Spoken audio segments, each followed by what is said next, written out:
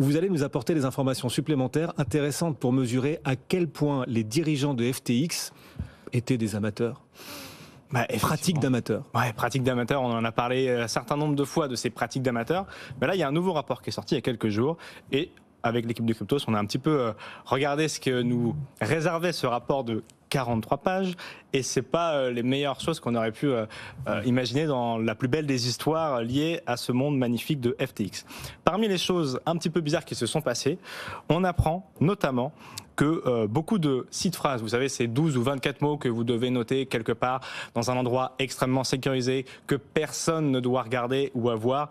Déjà, quand vous êtes tout seul, il faut le faire, mais quand vous êtes une entreprise, encore plus. Eh bien, chez FTX, ces dizaines de phrases de sécurité étaient stockées librement sur une sorte de bloc-notes sur un serveur accessible à tous et permettaient à elles seules de bouger des centaines de millions d'euros sur les dizaines de milliards que possédait l'échange avant sa mise en liquidation. Donc, première chose qu'on apprend, ils géraient leur argent avec une clé posée sur le bureau. Quoi. À la one again, quoi. Voilà, on est des surfeurs, on y va. Exactement. Ouais. Je vois que vous êtes bronzé, vous avez dû surfer récemment, Guillaume. Et effectivement, ça c'est la première chose qu'on apprend. La deuxième chose qu'on apprend, c'est que la totalité des crypto-monnaies n'était gérée du coup que par une seule clé et non pas, comme beaucoup d'entreprises le gèrent, par plusieurs clés. Je m'explique. Quand vous avez une entreprise et que du coup il y a beaucoup de fonds sur une ou plusieurs adresses, on met plusieurs adresses pour débloquer des fonds. C'est-à-dire qu'une seule ne peut pas signer pour déplacer. Il faut que 3 sur 5, 5 sur 10 à minima, valide la transaction, sinon elle ne part pas, pour pas que quelqu'un dérobe l'argent. Et bien là, c'est pareil. En plus d'avoir tout au même endroit et de laisser sur un bloc-notes les accès, n'importe qui trouvait une seule de ces clés pouvait bouger l'entièreté des fonds sur l'adresse. Donc ça, c'est la deuxième erreur. Et tout ça, évidemment, Guillaume, sur des hot wallets, des portefeuilles chauds, c'est-à-dire un MetaMask et pas une Ledger. Donc pareil, s'il y a un risque de piratage, il n'y a pas de barrière.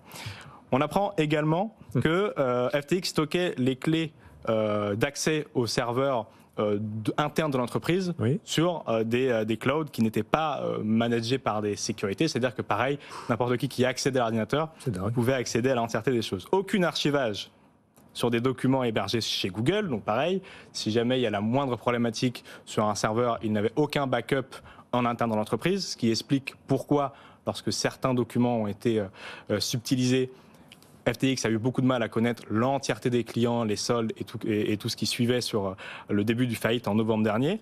Et surtout, pourquoi on a eu du mal à savoir ça ? On apprend que l'entreprise était gérée à travers une entreprise qui s'appelle QuickBook, qui propose un logiciel de comptabilité pour les TPE-PME. Oui. Donc, quelque chose qui n'est pas du tout à la taille d'FTX, qui gérait des dizaines de milliards d'euros à travers le globe. Oh là là. Et donc, effectivement, on termine le rapport en apprenant que plus de 80 000 transactions seraient toujours en suspens dans ce QuickBook, donc il n'était même pas tenu à jour, et que effectivement ça ne va pas aider SBF dans son procès qui démarre dans les prochains mois, et encore moins à savoir où est-ce qu'est parti l'argent et qui le doit.